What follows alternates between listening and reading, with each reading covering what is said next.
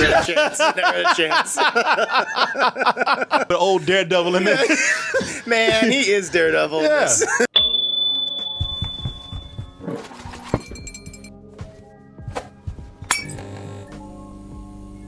So this movie that we're about to review, Don't Breathe 2, has a little girl in there who's trying to evade a bunch of bad guys. Yep.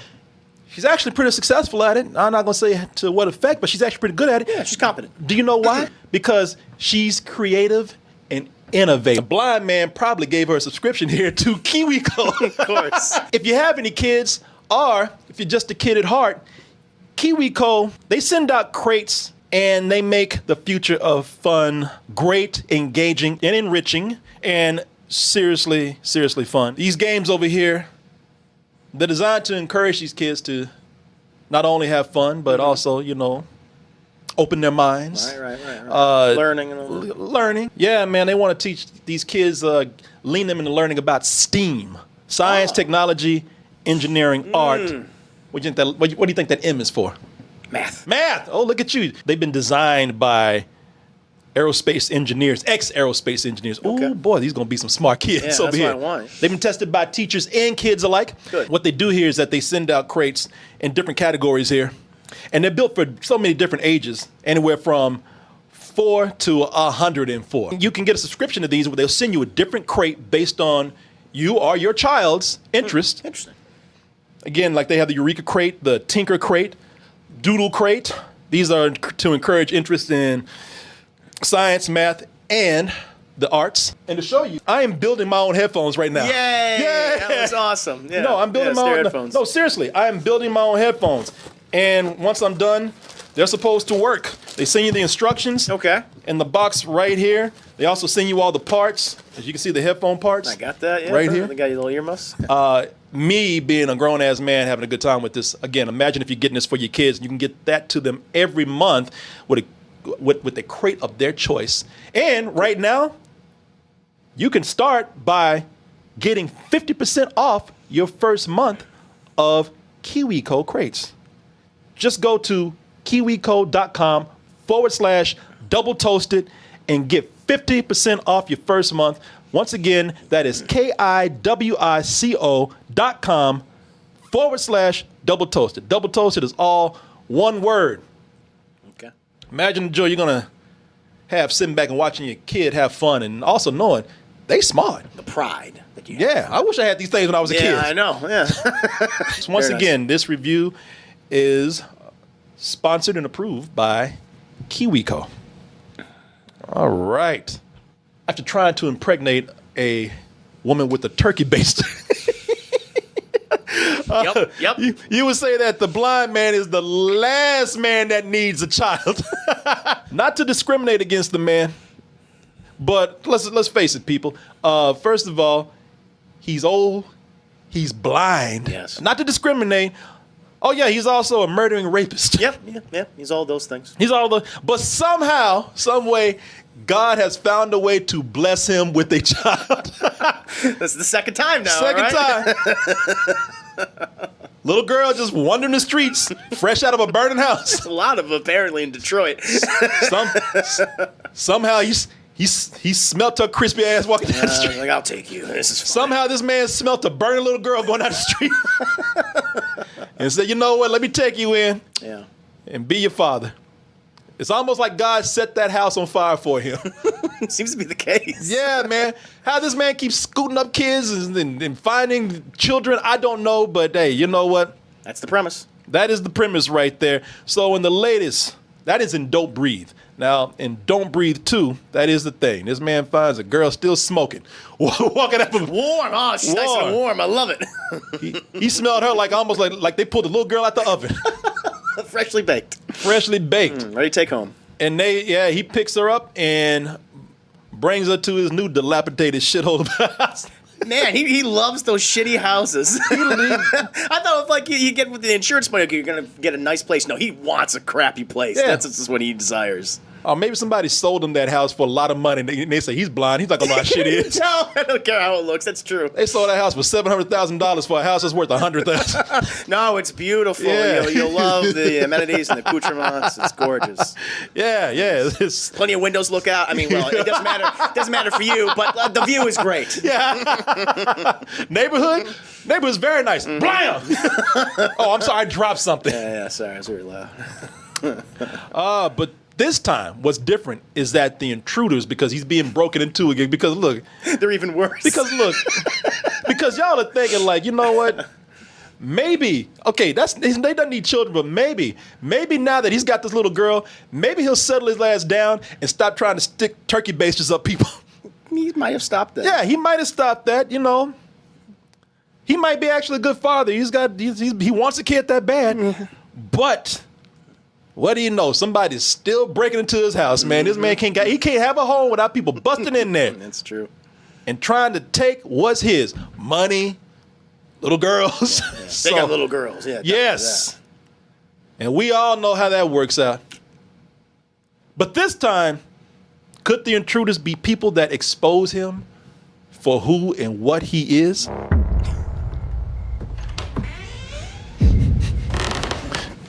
No, you shush. No, he knows they're there. He's just like, yeah. I smell fear. Oh, you just farted. Give me that mullet. Yeah.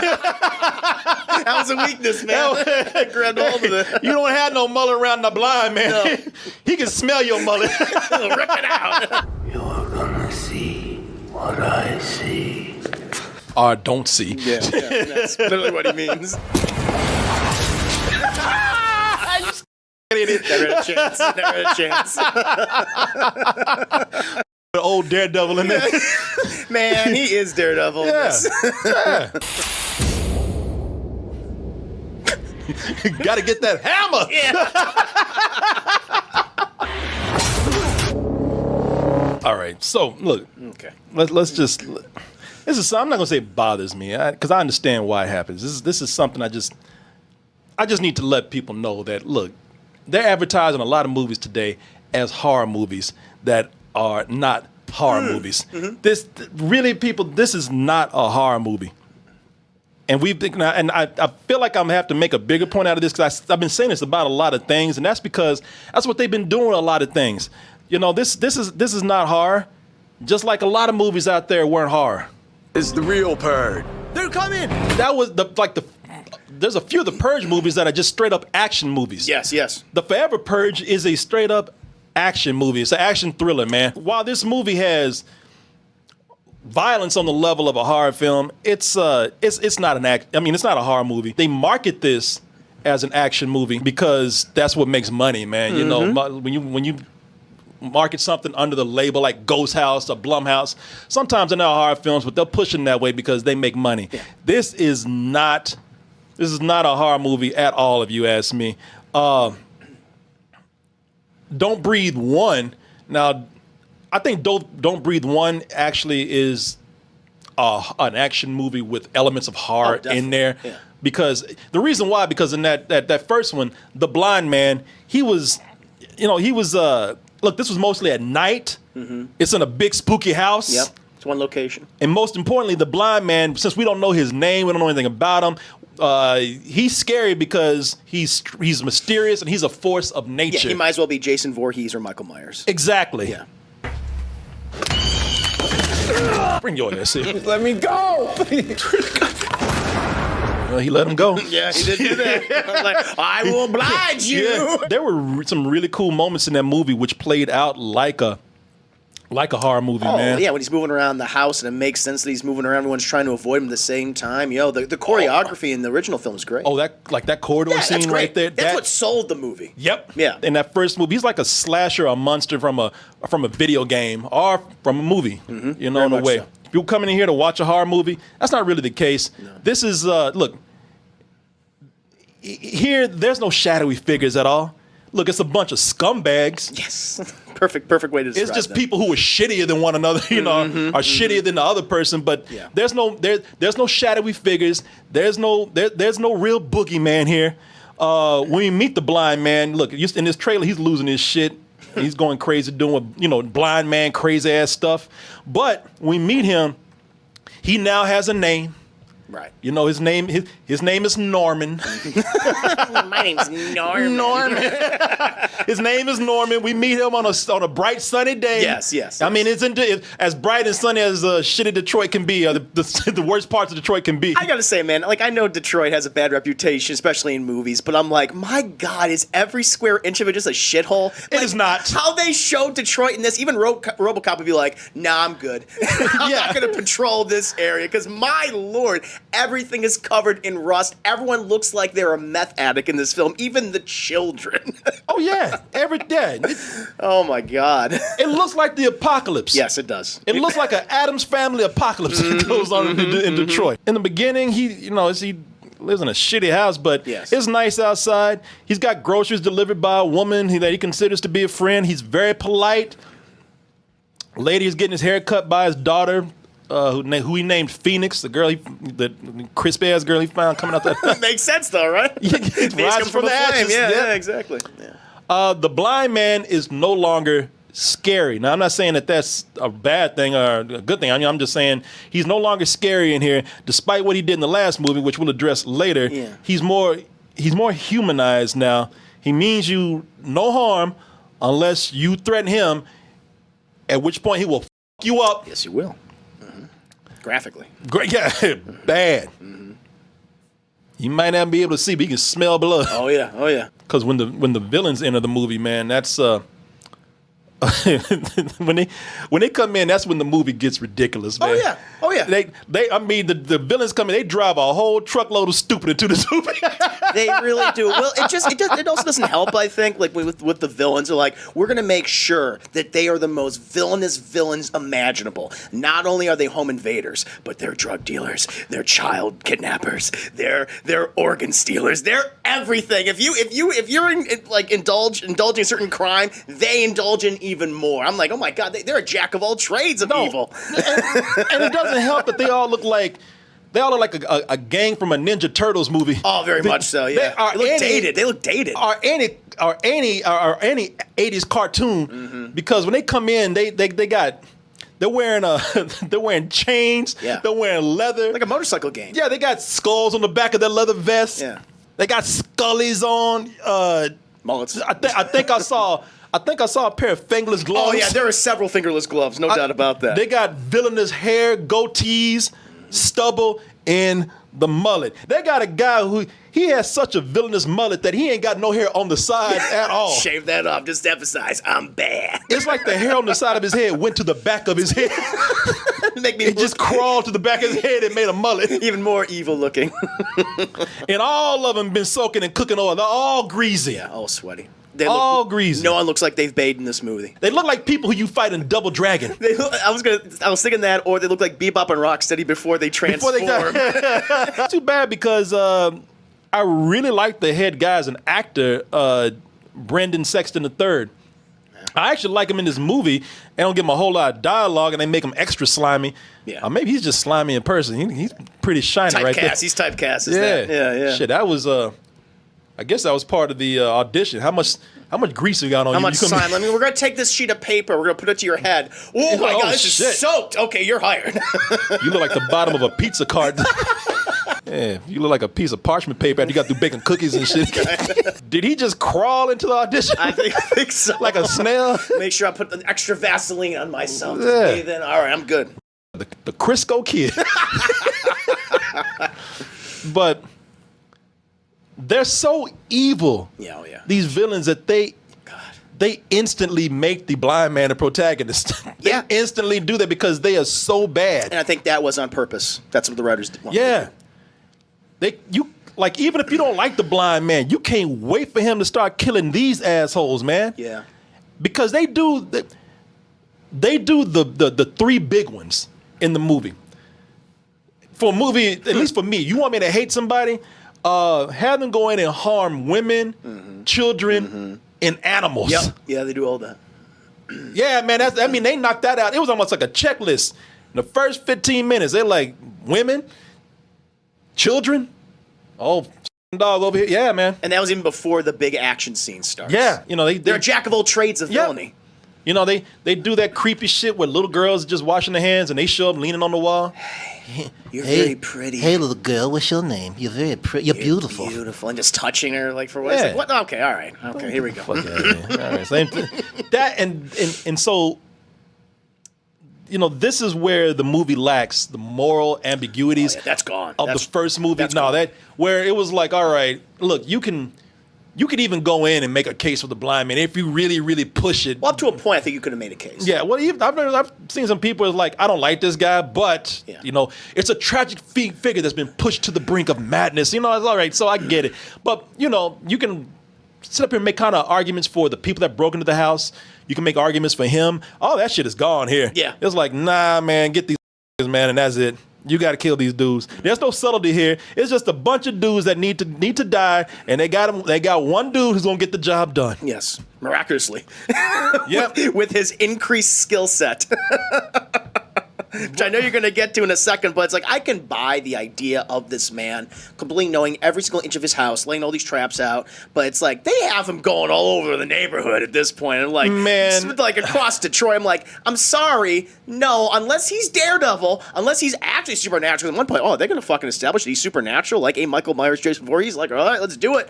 But they're like, no, you're just like that's what he does. It's like, okay, you got to go with it. Yeah, or man. Not. This is this is stupid.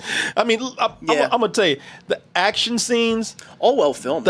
Man, this movie, the action scenes here are amazing. I can tell you that this is a well-directed film. Yes. It is not the same director as the first film. No, it's one of his people. His writing partner, the guy that wrote the movie. What's his name? Fede Alvarez was original director and co-writer, and Fede Alvarez is a co-writer on this. Yes, he's a co-writer, but he gave the directing duties over to his partner from the last movie. Correct. Who I'll tell you his name in a little while. Yeah. But yeah, man. Look, the action scenes are cool, but they do depend on how far you are willing to let this ridiculousness slide. Yes. Again, this is an action movie, more than horror. It's not even a horror movie. No. I'm gonna tell you how much it's not a horror movie because it gets at a point. This shit's a superhero flick. Yeah. He's Daredevil. He's not just Daredevil. I'll tell you, if you want to combine, if you combine Daredevil with the Punisher. Oh yeah, very much so. If you put those two characters together, even though they hate each other, yeah, they do. You fuse them together somehow and put them in the body of an old jacked up man. Stephen Lang. Yeah, if it's the body of Stephen Lang, then you have this movie right here. That's accurate. Yeah, I agree. That's what I wouldn't say super villains, but they are villains out of a comic book. These fools, these villains. They're like something out of a Punisher Max graphic novel where we're so evil. You want to see us die in horrific ways. You'll get that. You're going to get a lot of horrific deaths in this. You're going to see meat and faces explode and get chopped up and people killed with lawn instruments and shit. But it's not just the graphics I want to talk about. It's like what these fools are. They're already over the top villains with their evilness, but. Yes. Those fools also, they have layers straight out of a comic book, man. They got some shit. Again, I always say that we got some shit. You know, whenever a villain has to hide out somewhere, they find an abandoned building where the electricity is still working somehow, even though ain't nobody paid a bill there. The electricity is still working. These fools got a whole hotel to themselves. I know. They got a bar. They got everything. They got a swimming pool. They got a meth lab. They got a lab. They have a surgery wing. They got a medical facility in there. They got a lot going with it. They're proactive. I'll give them that. And by the way, the electricity is functioning all over this abandoned building that nobody's keeping records of. Yeah. Nobody can find these dudes just soaking up electricity bills. Apparently they have so many resources. They even have the chance to buy aquariums. They got aquariums. They got fish they feed. I was like, what is this? These fools, they don't need to sell meth. They can open up a bar in there. They can open up the hotel. The hotel's running apparently. They can actually that shit could be the coolest Airbnb. Yeah. It's working. Y'all got electricity. Scary looking staff. You gotta ignore that. But other than that, you can stay there. But the rest of the dudes, even though this whole building got electricity, like the rest of the dudes just choose to hang around the darkest parts of the building, sitting on steps. Just in that stairwell, just looking at you and smoking cigarettes and meth. Oh, on the darkest part of the stairwell. People like, we have a full bar over here, man. Nah, man, I'm gonna sit in my stair and smoke my shit. No, we look cool in the dark. In addition to that over-the-top ridiculousness that's going on, there's an element of Die Hard here. Yeah. And the reason why I say that is because, look, like I said, the action is great. Choreography's really good. They got some scenes in here. One in particular where Little Phoenix, the girl that he adopts, there's a scene where that you have. First of all, you have the blind man Norman and her. They're evading the invaders all through the house. And it's kind of like a Die Hard element right there when they do that. There's also a really cool scene where, and this is what I'm talking about with the direction. Amazing camera work, really good direction, great use of space. They have a scene where Little Phoenix she has to go through all these narrow spaces and try to elude one of the biggest dudes in there. And they do that all in one tracking shot. Right. And it's really clever how she throws them off because she's learned all these survival skills from the blind man. They go from upstairs to downstairs, following her through tight spaces under beds and under dressers and stairwells, and it's like a stealth scene out of a video game. That's what I was gonna say. It feels like a stealth section of a video game. Yeah, it felt like, exactly. You know what it felt like? It felt like Last of Us. Yeah, when they did that. Because apparently Detroit looks like the dystopia that is The Last of Us. Yeah. I could definitely see that aesthetically. Definitely. Yeah. No, it's a very well done sequence. And the little girl, I don't know her name, but she really sells it. Yeah. The Phoenix, she does a good job. Madeline Grace is her name, and she's great with that. But also, now those are the cool parts of the Die Hard element there because, like I said, you had Bruce Willis, John McClane, going through the skyscraper, eluding all these guys. Yeah. It's just a more scaled down version of it, nasty, more scaled down, more violent version of that. But also, like Die Hard, when you start getting to the sequels, you're like, how many times can the same shit happen to the same dude over and over again? So this man, he loses his home, goes and gets another one, and gets an even a worse looking house. Yeah, it's nastier looking. A nastier looking house like this. Like he's in the buying these old Adam family houses here. He buys the same house, just bigger, so he can chase dudes through corridors more. More cool action scenes, sure. More stealth sections. How he got that house, we don't know. They don't explain any of that. The setup for this movie, they rarely even address the events of the first film, except with maybe a couple pieces of dialogue at the very end. It's almost like he went to a rental agency and said, "Get me a shittier but bigger version of that house I had last time." With a lot of corridors, though. I need a ton of corridors. I will say the cinematography is on par. Yeah. With the first film, man. Agreed. The cinematography is great. I just like what they do with the limited colors that they have here, man. I really love the way they keep certain things in shadow, but not too dark, so that you can see what's going on. I thought that was cool. This is a grindhouse movie. This is a grindhouse movie that I've seen some people enjoy it, some people don't. This is a grindhouse movie that can be enjoyed on that level of a grindhouse movie. It's silly, but it's directed well. Very clever action scenes. They put a lot of thought to how the blind man takes down his enemies. There are some clever, if questionable moments on how he does it, but how he uses his strategy to beat these dudes that doesn't make sense sometimes. Like, there's scenes in here where he's ready to go, and he stocks up, and there's a scene where he starts picking up cans and shit, and using cans to attack people with cans in this movie. He loves bludgeoning them with cans. He loves beating people with cans, Peas. or he loves using them as distractions. Yeah. He loves setting mood up with the. He loves setting up the mood. Use of smoke is cool in the movie. Yeah. Oh yeah, it is. But I'm thinking, all right, you got these cans. You're just grabbing cans? How you know what's in these cans? He just knows the feel, man. Yeah, he's Daredevil. That's one of those things where it's so exaggerated at this point. It's like, of course he knows the particular type of can. Of course he knows it's a smoke grenade. You know what I wish? He's military. That's why, right? I wish he had popped one open and it'd been soup. Yeah. That would have been funny. I would have loved that. He just throwing. He's like, shit, wrong one. He's throwing cans of tomato soup and they're just like, you doing, man? Oh, grab the wrong one. Wrong can. That's my grocery bag. Yeah.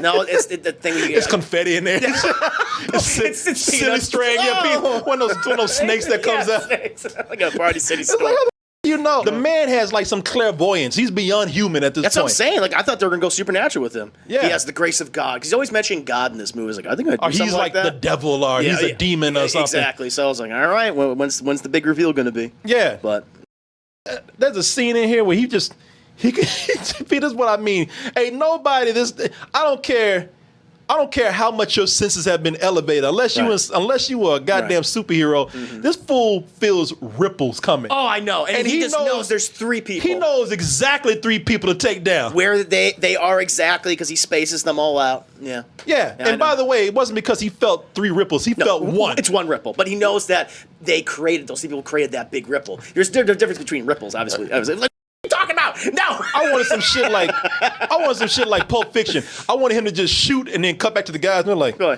ahead. No, nothing. Okay. bam.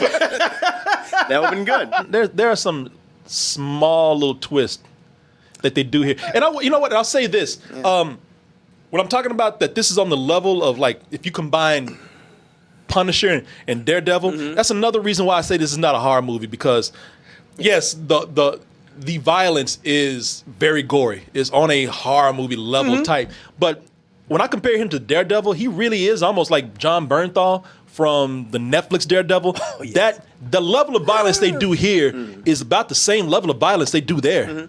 You know, when he's stabbing people. Yeah, that like bludgeoning people. If you've seen that fight scene in the prison in the first season of Daredevil, it's and this. Believe me, this gets crazy. There's a point where he just picks up a hammer and bludgeons a guy. Yeah. In the prison scene right here. Like this is maybe this movie Don't Breathe 2 might be just a hair more violent. I think it's a little more exaggerated, a little more violent, like you said. I mean, where he's taking axes and you see the meat, you see just the chunks of meat leaving a person's face. Yeah. You know. Yeah.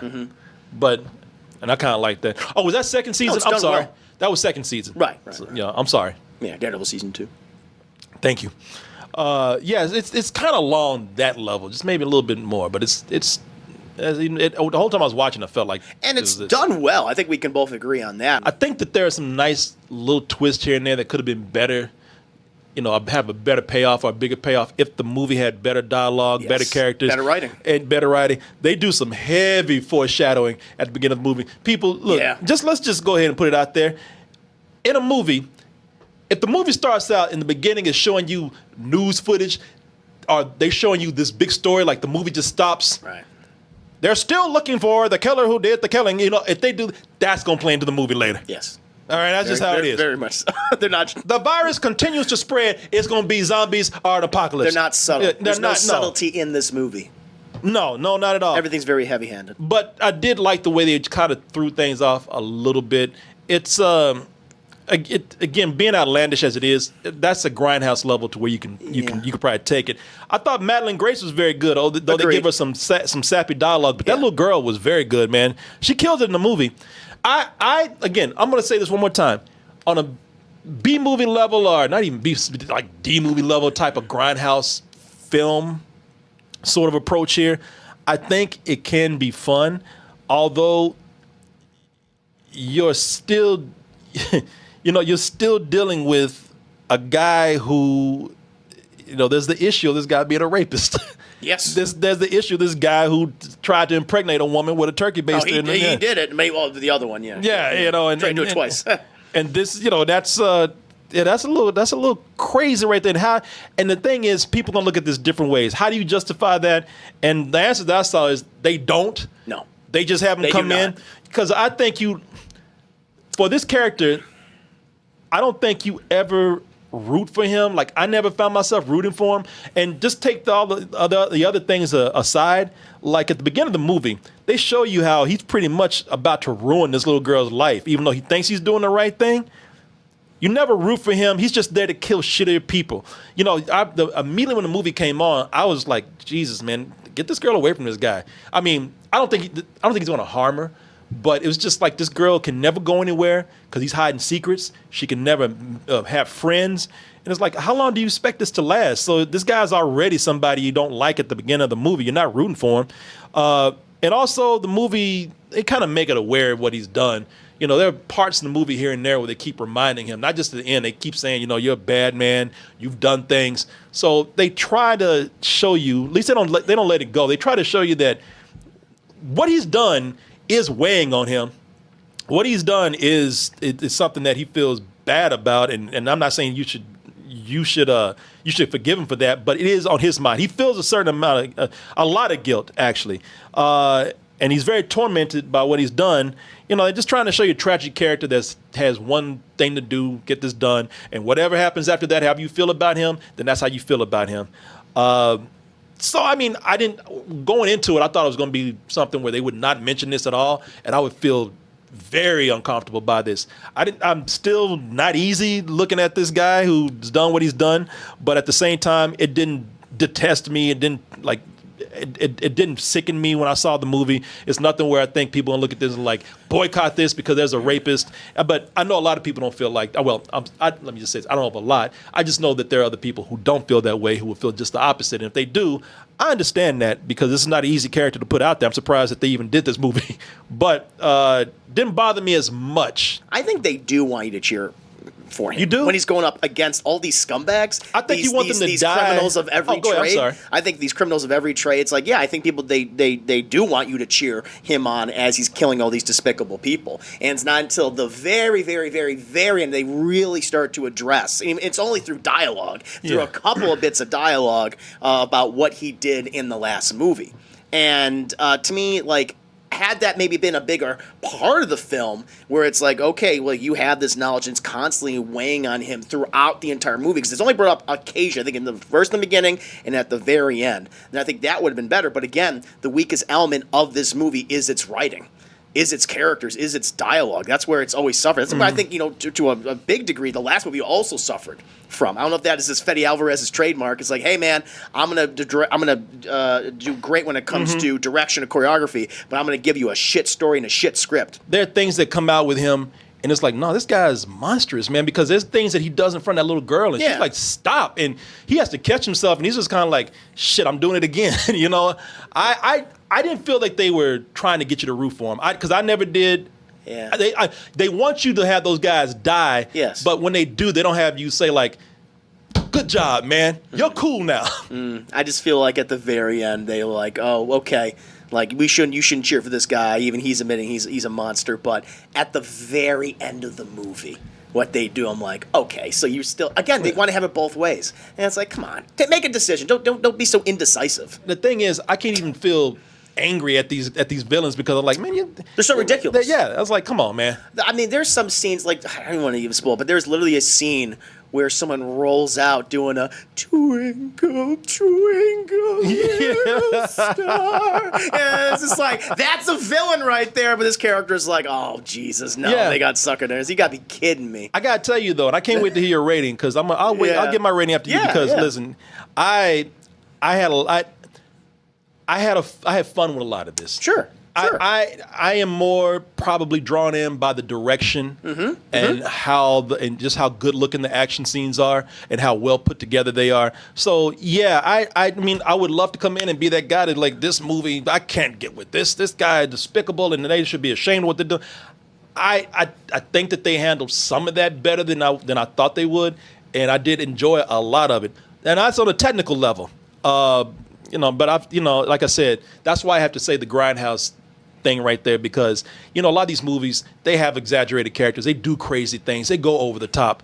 And so if you go knowing that and you like that, then maybe this will be for you. But go ahead. I'm going to let you give your rating. Yeah, I know Fede Alvarez didn't direct this. I know it was one of his co-creators that did, but I feel like this review can be applied to every single one of his movies where it's like, these are all well directed. The editing's great, choreography, the use of practical effects. But whether it be The Evil Dead, Don't Breathe, or Don't Breathe Part 2, the writing and the characters and the dialogue always falls flat. They're always, to me, pretty piss poor. Even when they have something interesting going for it, they they choose not to go into like the moral complexity of these characters. Like, no, we're just kidding. It's just they're just a monster. It's just like, God damn it, you had an opportunity, you just don't take it. At the same time, again with the last movie, I admire on a technical level, and so I feel comfortable giving it probably just a straight rental. Okay. Yeah, probably not too far from you. Like I said, I like it for his direction. I also find it an interesting approach to a character. You've taken a slasher and put him in a different genre. You've gave him a little more depth in the first movie. Again, whether that's a good thing or not, that's up for a lot of people to decide. It's just everything around that character is so shallow. Mm-hmm. Everything that the writing is bad for the other characters, except for maybe the little girl Madeline. So it's a disappointment, especially after enjoying the first movie so much, but still enjoyable enough for me to give this a high rental. Okay. Yeah, not too far away from you, but I'm definitely liked it a little bit better than you, but people, it's not great. I would definitely this is something I would definitely be more than happy to watch at home. Yeah, I would VOD, check it out on streaming. Yeah, exactly, man. Oh.